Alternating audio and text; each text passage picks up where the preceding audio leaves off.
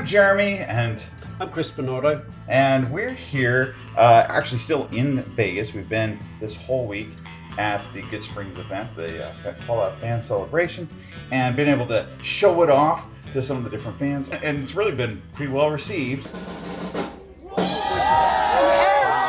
But we can only spend so much time on showing some of those things. I know that people wanted to see a little bit more detail, a little bit more of the clicking through, and a little bit of a closer shot. I'll do the best. So, yeah, that works. So that's where, I mean, first off, what is this? Okay, well, let's get into that then. It's a Pip-boy 3000 from Fallout 3 and Fallout New Vegas. It's an exact replica of that Pip-boy. We used the CAD from the game. That is the computer-aided design, the actual geometry from the game. But we supplemented that with a high poly model. You can see here it's got... it's been... Which is cool, actually. It's been well used this weekend. And the main thing is that this paint job that's on it at the moment is hand done. It's the early stage. This is an early stage, I guess not prototype, but first injection molded sample. So these bits you're seeing here have come straight out of the injection molding. This is die cast, the front's die cast. And which I gotta say, the thing that thrilled me today, that surprised me, and we can show kind of a shot of it, but I thought these pieces were separate pieces that then were being attached afterwards.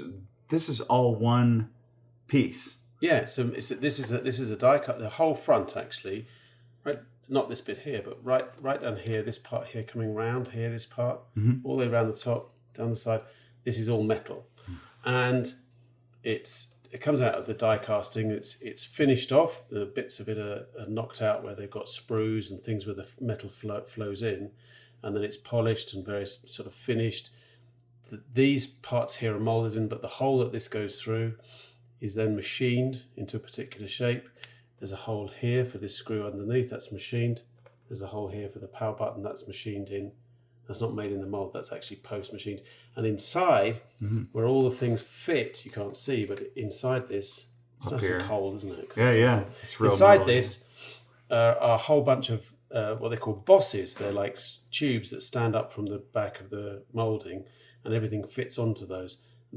Each one is individually threaded, so that you can screw screws into it and you can fit it all together. Okay. Well, and as long as we're talking about the body, one aspect of this body is, and one of the big questions we had with the last Pip-boy as well as about this Pip-boy already, are what if it doesn't fit me? What if my arm's a little bit bigger? Well, one of the problems with this design, this actual design concept, as you can see, is it's a fixed size. Right. And I guess in the game, you don't really mind if the shape, because every arm is the same, it just fits clamps onto the arm. Right. Because if you're going to do an exact replica, you're going to try and copy this exactly and use the high poly model, use the exact reference of the arms and the exact reference of the screen size. Those determine the size of the arm thing. We also have measured a range of arms that go basically to try to get sort of like the 90th percentile. So there will be a few percent of people where this is tight. Now, one of the things you can do is you can take out one or either of the cuffs. Unlike the other one that we did, the TV one, this is quite smooth underneath when you take the cuff out. So if you have a sleeve or something, I've been wearing this at the weekend, we'll just take this out. Here we go. Oops, there you go. You can see that's quite smooth inside. I mean, if you had a thin sleeve or something, or if you don't want to wear a sleeve and your arm's quite big, you might want to use that. It's tolerable. I wouldn't say it's preferable, but and cosplay wise, which we actually got to see, of course, people will have full sleeves, not their arm. What we also did with this one, which is not canon, and we had it approved by Istvan, the sort of Bethesda design, is we've got this spacer. This clamps on. This has a little ridge here that you can see, and that clamps over this part here, and this part of the spacer replicates this. And so that it still fits on the stand. Why don't we put the spacer on? I'll just take it away for a second. Sure. Out of camera shot. There you go. I'm just clipping it into place, as you can see. And in fact, it has a little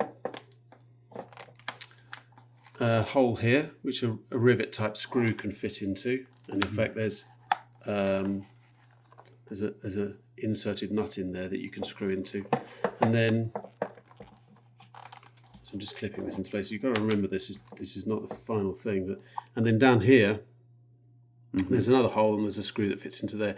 And in fact, let's just show how it fits together here, because this will just fit over. So it's got a quite nice finish. You wouldn't really notice that it had been extended, and this does extend the arm quite considerably to allow for slightly larger arms. It still fits on the stand in the way that the other one did. Let's put it down. There we go. What you'll notice on the stand, actually, you may not have spotted it up to now, but there's this little thing at the bottom here. Let's take it out. Yeah. It is. And it says Robco on it. I didn't notice that before. Didn't you notice that? It's a Robco tool. This is a hex tool, and because we didn't want to put screws in here, right? Because in the actual high poly model, they're little rivets, so they look a bit more like this. This is a molding. These are a hex head rounded off, so they look like rivets. You poke it in there, and then you screw it up, and then that screws the awesome. thing. But as you can see here, it's pretty strongly latched on, because this sort of horseshoe design fits over that part here, and then it leaves this recess to fit over the stand. Wow. So in fact, this would just work now as if it didn't have the cuff, and it obviously it doesn't. You can't see it shutting at the top quite so well, because naturally it's now further open. Right. The hinge points, but it still hinges. Yeah. So. But by the way, this hinge is a specially made metal hinge. We laboured quite long and hard to work out what kind of hinge to put here, and whether the hinge would be a plastic moulded hinge. Yeah. In fact, no, it's bushed with bushes to make it smooth. If we open this, you can see we've got this actually specially made hinge, which would be rather nice. Yeah. This design at the moment, there's a slight change to it actually, which came after this mould was made. There's a slight latch, smooth latch here, so that when you shut it, as you shut it, this catch rides over it and then shuts. And then this one will have a spring behind it. At the moment it doesn't have a spring, so you have to sort of like snap it into place. Yeah. Despite the fact... I love again, this is naturally occurring. This is... It's naturally occurring. It's real. It's real weathering, not a marker. I don't want this to happen in real life just by normally handling it. You will be able to chip it off, but this is my hand sprayed thing, and didn't have proper undercoat. So yes, has worn a bit, and you can see here where it's chipped off around the edge. But it looks great. One of the great things you could do actually with this is, if you wanted to weather it, you will be able to sort of scrape it off with a knife or something. Right. But actually, in real life, I don't want this to just chip off like this, but in fact mine has. So at the moment you're looking at the colour here is the New Vegas screen, which is amber. You've got this non-working but just pretty looking Rad Meter. One of the things I wanted to do with this Rad Meter, and you can't really see it in this camera, but a little bit we can get underneath. Well, it's more this, the top surface of it has got a 300mm radius, and it means it catches the light really nicely. Flat things tend to either be covered in light or they're completely not. But if you put a little radius over the surface, a bit like the surface of a ball, and very, very small amount, but it catches the light in a really nice way. Also, what Jeremy was saying earlier about these parts here are moulded into the metal and then obviously painted afterwards. Yeah. So they're quite nice, and then you've got this really nice logo just moulded in there and then painted. Yeah. So here, in terms of, whilst we're talking about things that work, you've got this roller switch that's got a really lovely, delicate feel to it, and underneath it you can hear that click. Right. It's got a button on the side, and there's the design of this was tricky. Obviously, when you're making a game, you don't really care where all the parts are, but under here you've got a speaker. And here you've got the LCD display, and then you've got this with a rotary encoder and then a button, and they all have to fit in this space, and they all have to fit together in that space. And it's a challenge shoehorning all of that in. Then you've got this knob that is the selector knob that allows you to select the different menus. I will say, because you on this Pip-boy you were able to or allowed to have that venting, because that's part of the design. Yeah, so this speaker's pretty nice and loud. Yeah, it is louder. Yeah. There's two reasons for that. It's driven slightly differently, but also the cavity from behind the speaker is the whole cavity of the internal dimensions, which gives it a really nice sound effect. Whereas before we had to have a small cavity, which did actually limit the sound slightly. So the speaker's bolted to the front, and the sound comes out here. The last one, it was the other way around, and it made it a little bit quieter. Wow. Then you've got the three buttons at the bottom. You just saw there the various glitches that the screen does when you change from mode to mode. And then you've got... I'm going to unplug... Here, I'm going to switch microphones here, because I think... I'm afraid that it won't be picking up on the sounds of the Pip-boy. Well, can you hear that? Can you hear that? Yeah. Okay. And then you can hear these sounds, which are sounds from the authentic sounds. And as you see there, the idea of this is to make this feel and look like a CRT. If I turn it off now, it does what the other one does, and you heard that whine. If I turn it on, you can hear that lovely whine of the flyback converter coming up as if it was a CRT. Of course, that's not. In this mode, what we're going to do is we're just going to show you that we'll change the Pip-boy mode to 4.3. All the screens are different. So you've got a 4.3 set of screens and a New Vegas. Overall, there's probably over 2,200 or 2,300 different entries and screens to look through. We haven't completely finished this interface at the moment. So you're seeing mode, you can adjust the brightness, you can adjust the audio volume. It's currently on 7. We'll crank it up a bit there, so it'll just be a bit louder. You can hear it probably a bit more now. You can adjust the date and time. One thing's really cool. So it's an alarm clock. So we can set the time format, but also we can set the alarm. And at the moment, there's some different alarm sounds on it.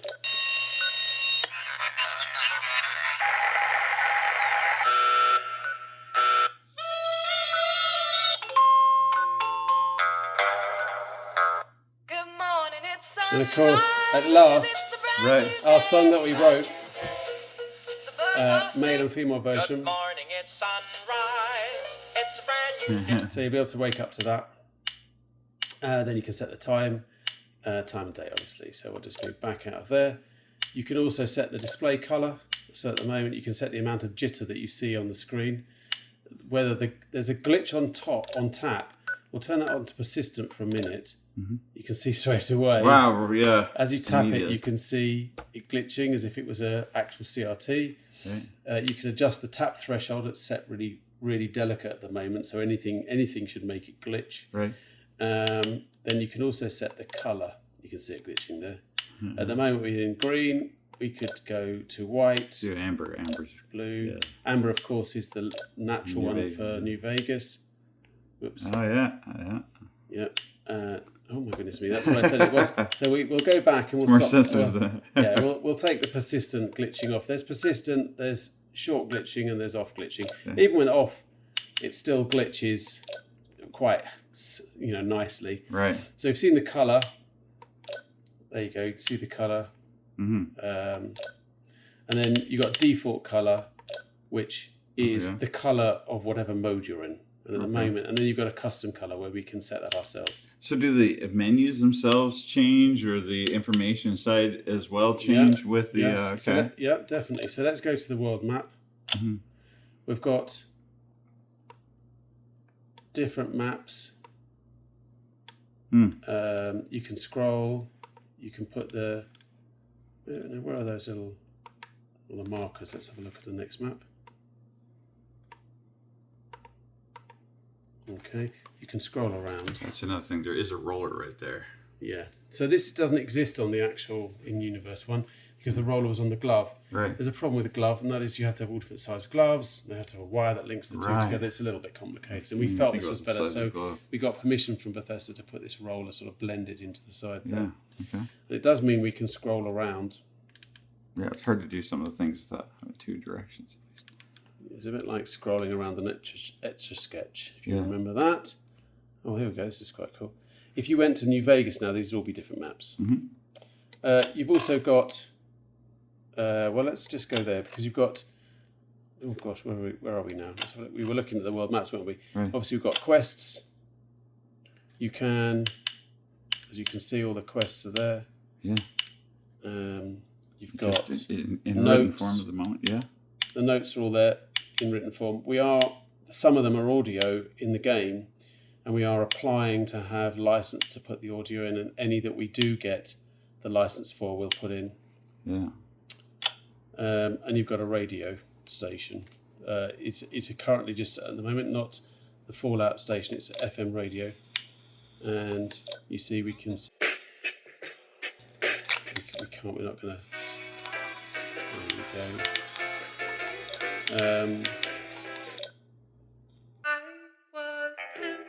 Okay.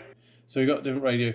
One thing we've got on here, which is very cool, at the bottom there, you can see this RSSI, which is the amount of signal strength that there is. It's a radiation detector. It detects it detects radio waves. As you move it around, a bar comes up the side and shows it going less and more. So in that respect, it is kind of, well, it is a radiation detector.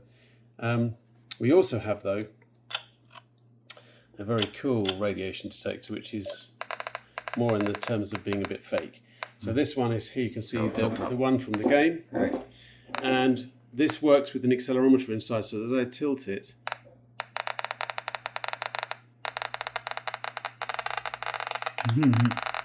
this is going red here. You can't really see it because of it's so bright.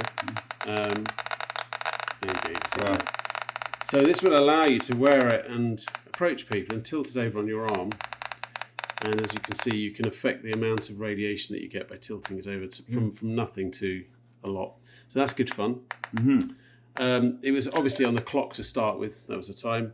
There's a very dim setting of the clock for nighttime usage where it's almost invisible it's totally invisible in the daylight. It's very, very pale in the nighttime. And then you've got this lovely engineering screen. That is not Canon, but it tells you a whole bunch of things like the core temperature. As long as you have those sensors, you might as well use it. Well, yeah, it's a great thing to show you the serial number of the chip, the software version. So they're quite useful things that you might need to know. Yeah. Let's just move.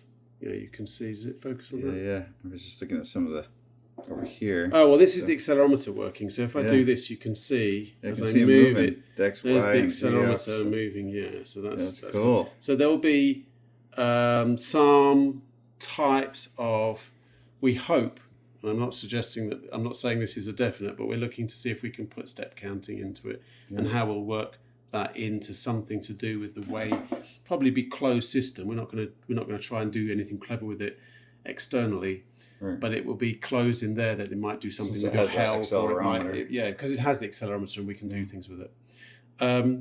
So if we move here, you've got your special, and as you see, using this, you can change your So the idea is that you can customize the entire thing to here we go. We'll just give some more skills. Maybe this one. You can also on some of these, and I think maybe it's the perks. Then what's the one where? Oh, here we go. You can add or remove perks. Oh yeah. So we can basically customize. Match my game. Yes. So if we just do this here, I think it must be. Here we go. So ammo. Hold that down. I can go down here. If I've got ones that have the dashes, I can increase the ammo there, or I can reduce, and that would remove it. That's very cool. So I can basically make this. To start with, everything's on there. You can put what you like on there. Okay, so obviously we're currently looking at New Vegas at Fallout 3. But if we were to go back to Pip-boy mode,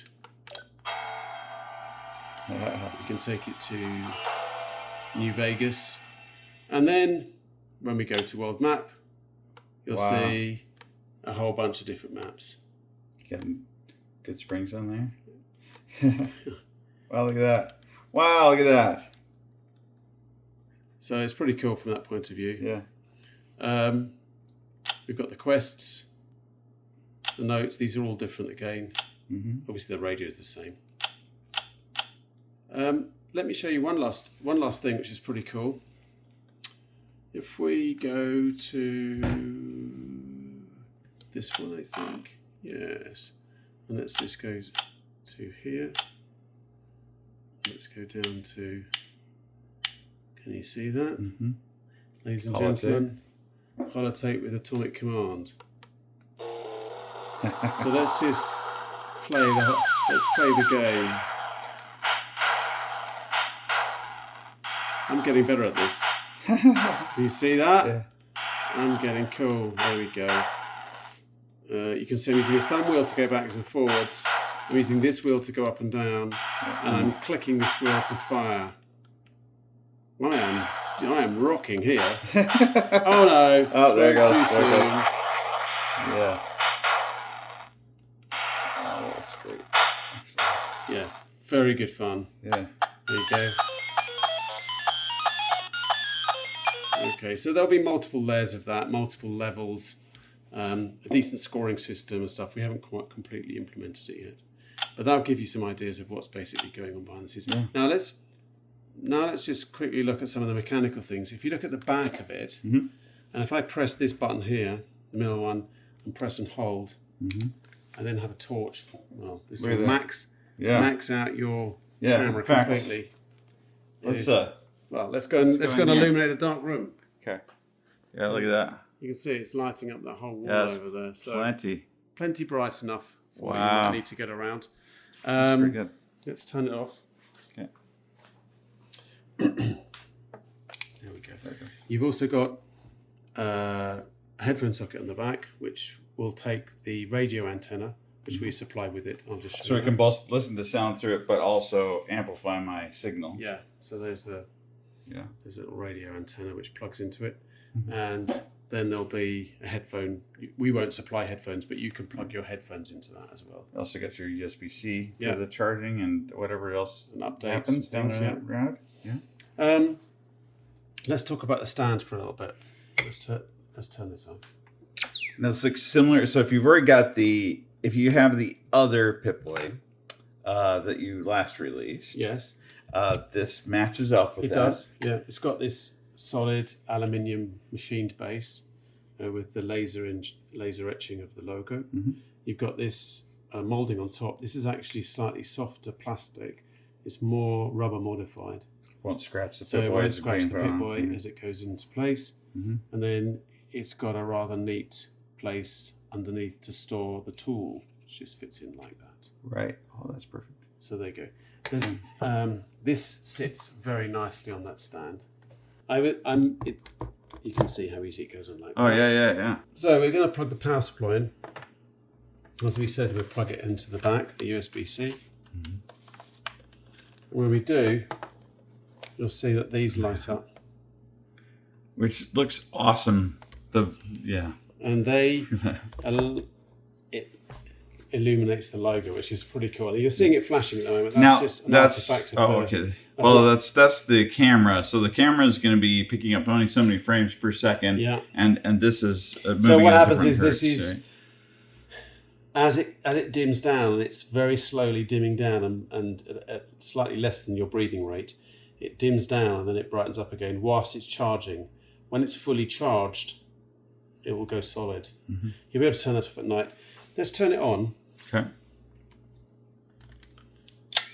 So if we go to the clock. Well, we could go to the clock. I want to go to the engineering screen because here instead of radiation, you see the battery. Oh yeah. And that battery is showing you we're currently at 4.07 volts. Cool. And at 4.2 volts, it's fully charged. So that's the scale you can see. And here it's got voltage, battery voltage, USB voltage.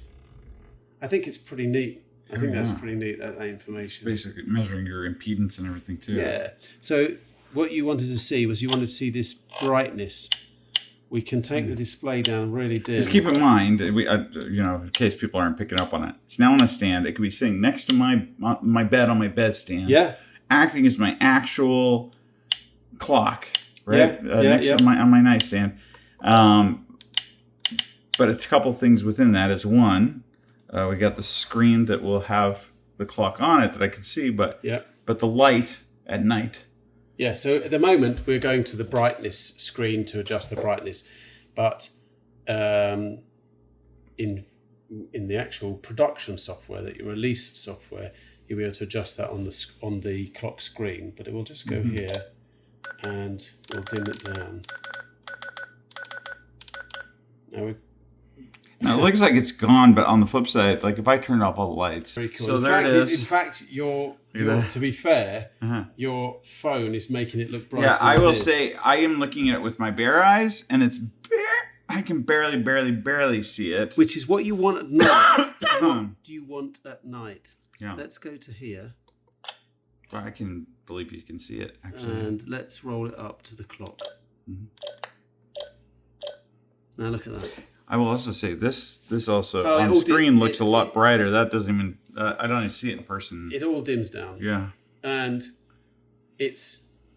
you're seeing it on your camera now. We're in the pitch black, and it's making it look, to be fair, it looks like writing on a piece of paper, doesn't it? It's that dim. It does. It actually, I have to get pretty close to it to even see it. To be fair, it would not illuminate your bedroom at night. Yeah. And there'll be a way of turning off the charging light. Let's unplug that.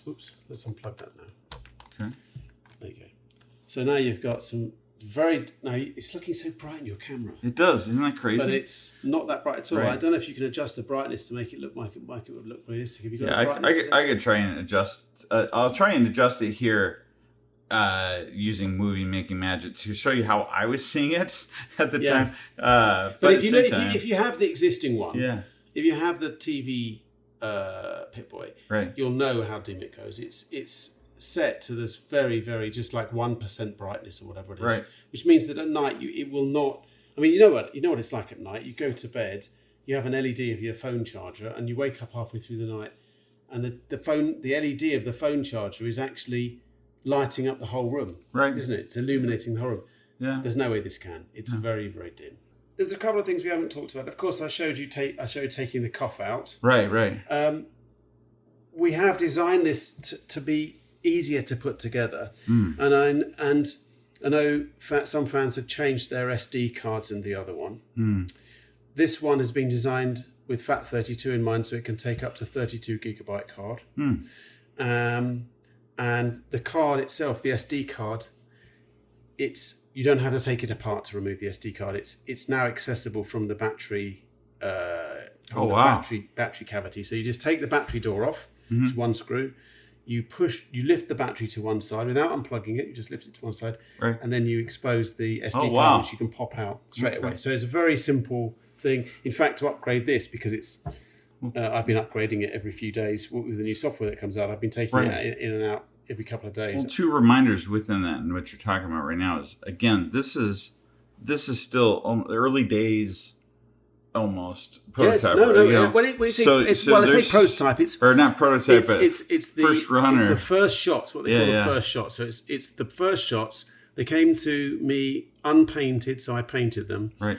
And I put it together myself. The first I put 3 together. The first one took about an hour to put together, but this one probably took about 15 minutes to put together. So it's quite quick. It's not made on the production line. So it wasn't made with any jigs or anything like that. It wasn't sprayed with any jigs. And there are a few things that we're going to change about it that we want to change. There's a bit of light leakage in a few places that we want to sort out. But the software will change over time. The software is definitely a work in progress. There are a number of areas we want to refine. There are some things we want to add. There's another game that we're adding to it. Apart from that, it's a text-based game. Yeah. Richard knows what it's called, but I can't remember. The not Grognak, but Gorak or Gundrak or something like that. You can look that up maybe in a minute. And the old text-based. You can add that in. Game. It's a text-based game. It's quite good fun, but it's a sort of really basic game, and was actually on the Pip-boy in the Fallout Fallout 3. Right, Fallout 3. Or New Vegas. Yeah. We talked to Istvan about the game, putting Atomic Command. He said Atomic Command on it, and other games that we hope to do in the future. So we'll add more games to it as we go along. Which is cool. He said that, that was in the universe at the time. It may not have been on that Pip-boy, but as far as he was concerned, they existed in the universe at the same time, so that was fine. So that's perfect. It's basically legitimized it. Yeah. So the next stage after this stage, and it's being done right now, is we start to order the components for the first manufacturing run, and there's a few thousand components on maybe up to 1,000 components on the PCB. Then you've got quite the components that make it up. So we'll start injection molding. We'll start the cuff molding. The software's continually being written on and written up, and of course, before we actually manufacture, you have to program the chips. So there comes a point in a couple of months' time when we double down on everything. We have produced a number of, they call them engineering production prototypes, and then functional engineering prototypes, or a functional engineering production, which is FEP. That stage is the stage before full-on production. And that will happen in a few months' time. This is orange, by the way, for anyone that's looking also. It's hard. That's the thing about props and toys and things like that, is that they're always going to look different on screen. So what than you're they are. seeing here, where that looks white, this looks white. So I would suggest that this is a cream color, and the background is got this slight hue to it, because actually in the game it's actually slightly yellowy. So it's black with a slight yellow hue. This is about the same color as this. This has got a color temperature. It's warm. You can see that the line going across it as if it was a CRT. It's a sort of scan line. By the way, we didn't mention this either. This is made in such a way that you went ahead and printed and made things underneath. So it looks like if you look off to the side, you can see. It looks like you can see the tips and things. You can see things inside it. Yeah. The idea was to make this look as much like a CRT as cathode ray tube as possible, and that has scan lines going across it. Obviously, as we said before, it jitters when it goes between menus when you turn it off. If I turn it off here, we've done that already, but you can see that if I do a long press, it says it's shutting down, and then it shuts down properly. And then I have to do a long fully press. turned off versus just in a safe mode. And it's better because it doesn't mean that if I press the button by mistake, it won't come on in my bag or whatever. Right. When I turn it on now, after a long press, I'm long pressing to turn it on. Yeah. These glow up slowly as if they're sort of like the engine coming to life. Yeah. And then you'll see the screen will come on. There'll be a slight jitter, and then you get a cursor, and we'll see that screen coming on. So I'm just going to do that now. I'm going to hold this down. Oh yeah. Oh, you even had a line go down. Yeah.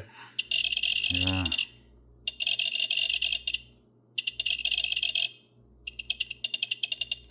So there goes that. Oh, wow. That's very cool. Now, this is going to go... the plan is right now, the latest would be around June of next year. Is that right? The latest June. Yeah. Yeah. But at the same time, you can put in your pre-orders now. Yeah. And I would suggest that, because what we'll do is, if you want it, that is, if you don't want it, fine. But if you do, I would suggest the pre-orders go in soon, because it tells us how many to make, and we will be making them in waves. And of course, although our aim is June, I'm really hoping that we can do it a lot sooner than that, because we will be manufacturing much earlier than that. And then you've got shipping and various things get in the way. But I would hope a month or two before that. But June is the thing that we're going to commit to. But after that, after the first pre-orders have been done, there's a certain volume that we make. And then after that, as pre-orders come in, we'll be shipping it in waves. And then, as far as getting that, right at the moment, here in the United States, we'd be talking IGN, the Gear Store with Bethesda. Yep. Anybody else that's... Well, later on, people will come into the fray. I mean, we're going to start with... we started with Bethesda. They had a few days before everybody else. Then it's IGN and Bethesda. And European release? European IGN, obviously. IGN. European, beg your pardon, not IGN. European, the Bethesda Gear Store International. Oh, yeah. In the UK, Forbidden Planet. Then there'll be other retailers in Australia. There's Mighty Ape. And as we go round, we'll be bolting on other retailers. I think with the success of the publicity, the fact that there's a big demand for it, we'd hope that if different countries would take pre-orders for it.